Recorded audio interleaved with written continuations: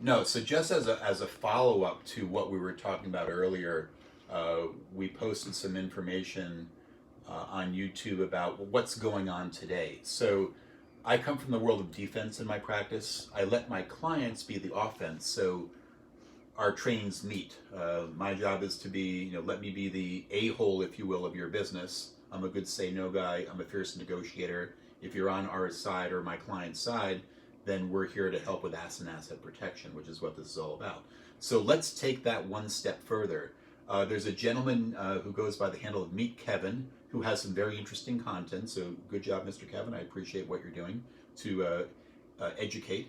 So, in conjunction with that education and what the IRS just came out with today with respect to how to approach these stimulus checks if you qualify, you first of all have adjusted gross income factors that go into that stimulus. If you have a dependent child under age 17, that's also a monetary factor.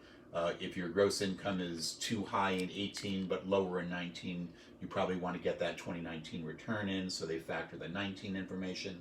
Maybe that helps you with the limitations for what stimulus you might get based on filing status, level of AGI, etc., dependent children under 17.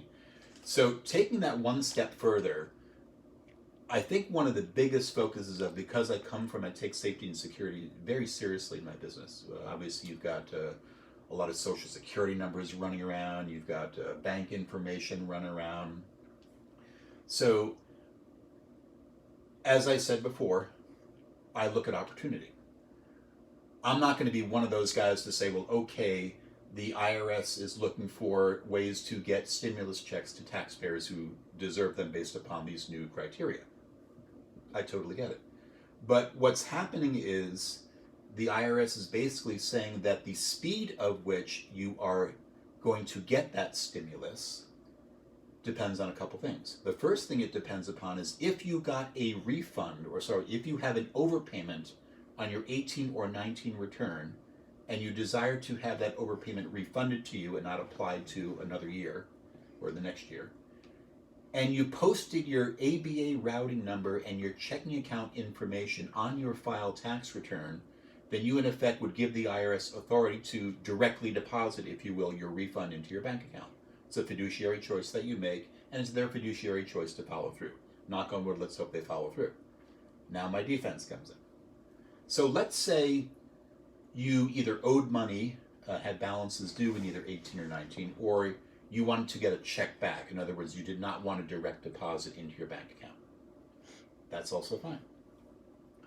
But now the IRS is saying, well, if you got a refund in 18 or 19, they probably have your bank account on file, or hopefully it's your current bank account, and more importantly, it's hoping it's your bank account. I don't want it to be H&R Block's bank account.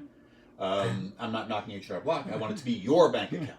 So that fiduciary information obviously is very important. It's your safety. So let's say you didn't have direct deposit in 18 or 19. Let's say either you didn't file or you didn't have a refund or a direct deposit or whatever, or an owed money. The IRS would probably see on your check that what you pay taxes on, you have bank account information. But how do they know that that bank account information is current and valid? You may have closed that account out and opened a new one. You may have paid it out of the business account just as a distribution. That's another story. And you were entitled to get a stimulus. So here I'm thinking, this is a great opportunity for people to probably try to steal your bank information. So the IRS is probably going to set up some type of either website or portal or something to get this information so that you don't have a long lag time between those who may start getting stimulus checks as early as the end of April because they directly deposited a refund, so they have that history, versus somebody who may not have had that scenario, who may take, the IRS is even saying, may take months for them to get that stimulus. So what the IRS is trying to do is they're trying to implement some type of scenario where those people who did not have direct deposit in 18 or 19 or owed money or whatever it is, that the IRS does not have a current banking information for them, is to say, well, how can we provide that bank information to the IRS so we can hurry up that time difference between those people who are getting checks now or in April versus maybe months from now. So careful on what you wish for. I'm all about, the WAF network prides itself on safety and security. I think you all understand what WAF means by this point. If not, ask us, we'll help you.